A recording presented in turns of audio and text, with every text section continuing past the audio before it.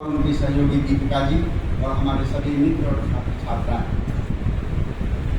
मित्रों, ये अचानक मैंने अपने ऊपर एक समस्या ओढ़ ली थी, लेकिन गांधी पर ही संभवतः कोई वक्तव्य दे रहे थे और मुझे पता चला कि ये इनके ऐसी PR के एक योजना के अंतर्गत है जिसमें कुछ मानदेय मिलता है। तो हिंदी के मित्र कवि लिखते हैं कि सोच रही उनके में कैसा लगता है। तो सोच रही जवाब देती है, कुछ नहीं बोलूँगी भैया, बोलने का पैसा लगता है। तो जब इन्होंने आश्वस्त कर दिया कि बोलने का पैसा दूंगा, तो मैंने कहा भाई तब मुझे भी बोलवा दीजिए। तो ये इनकी योजना नहीं थी, ये योजना मैंने खुद अपने ऊपर आयत्त की है। बहरहाल मित्रों, मानसिक हलचल ज़्यादा है, मुझे एक जगह अन्यत्र जाना है, लेकिन हम आपके बीच उपस्थित हैं। गांधी पर अपनी बातचीत को लेकर के हमारे बीच गांधी दर्शन के पूर्व आचार्य अध्यक्ष राजीव जी मौजूद हैं, तो जो कमी बेसी होगी उसको दूर कर देंगे। मित्रों, हमारे मानस पर गांधी इस कदर हावी हैं कि हम प्रायः मान करके चलते हैं कि हम गांधी जी के बारे में सब कुछ जानते हैं, जो असत्य है। हमको अपनी सीमाओं का ज्ञान होना चाहिए और इस बात को महसूस करना चाहिए कि हम गांधी जी के बारे में बहुत कुछ नहीं जानते। 20वीं शताब्दी में भारत ही नहीं, विश्व के जो महानतम व्यक्तित्व का दर्शन हमें मिलता है, उसमें महात्मा गांधी अन्यतम हैं। इस शताब्दी के सबसे बड़े जीनियस आइंस्टीन ने कहा था कि महात्मा गांधी का होना एक चमत्कार है। आने वाली पीढ़ियां वर्षों तक ये विश्वास नहीं कर पाएगी कि इस धराधाम पर कोई हार मांस से चलने वाला कोई व्यक्ति ऐसा भी रहा होगा, ऐसा सोचने वाला रहा। आइंस्टीन के कमरे में 4 महान व्यक्तियों की तस्वीर टंगी हुई थी: max Planck, Michael Faraday, Newton और महात्मा गांधी। 3 तो उनके विषय के थे और महान वैज्ञानिक थे, अपने समय के महानतम विशिष्ट ज्ञान के। और हमारे बीच में संजोग से अनिल बाबू फिजिक्स के जाता है, लेकिन उनके बीच में गांधी का होना और उस शताब्दी के सबसे बड़े जीनियस के कमरे में होना इस बात को प्रमाणित करता है कि उनके मानस में कुछ ऐसा जरूर था जो हमको देखना चाहिए, जानना चाहिए, पढ़ना चाहिए, और हमारा कर्तव्य है कि हम गांधी के बारे में जानें। किसी भी सिक्के के 2 पहलू होते हैं। गांधी जी की कई आलोचनाएं होती हैं और कई आलोचनाएं सर्वथा सही भी होती हैं, लेकिन आज हम अपने छात्रों के बीच एक सकारात्मक बातचीत करने के लिए उपस्थित हैं और वही बातचीत करेंगे।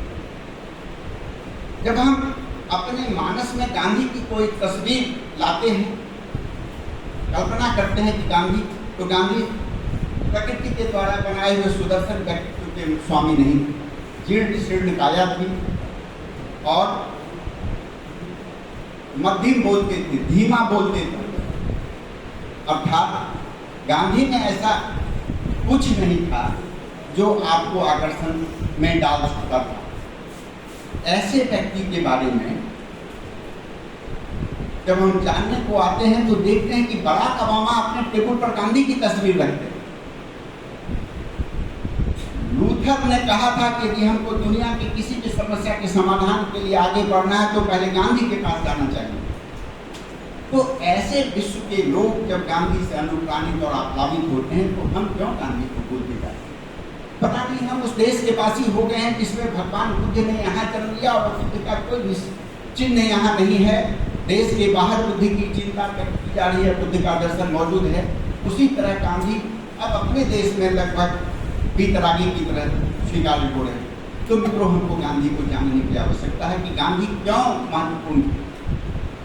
1922 में अहमदाबाद के सेशन कोर्ट एंड जज के कोर्ट में गांधी जी देशद्रोह के एक मुकदमे में पहुंचाए गए थे और जज मिस्टर ब्रुकफील्ड जो एक अंग्रेज था खड़ा हो गया।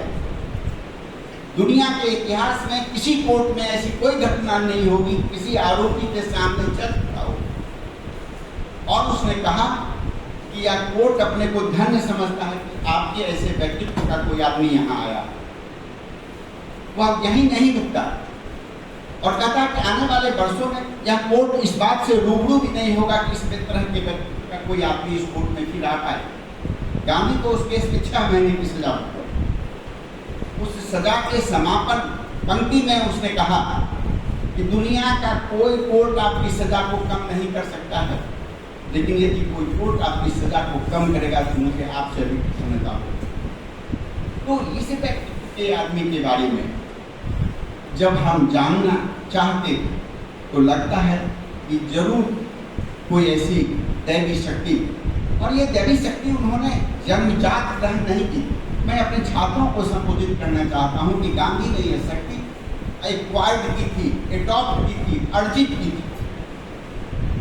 गांधी एकदम मध्यवर्गीय परिवार के उसी आम व्यक्ति की तरह थे जिसमें हम सब हैं, और उसी मध्यवर्गीय व्यक्ति की आकांक्षा के तहत गांधी बैरिस्टर बनने के लिए इंग्लैंड गए थे।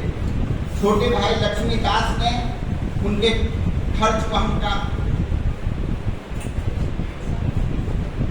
वहन किया था कि मैं तुम्हारा खर्च वहन करूंगा।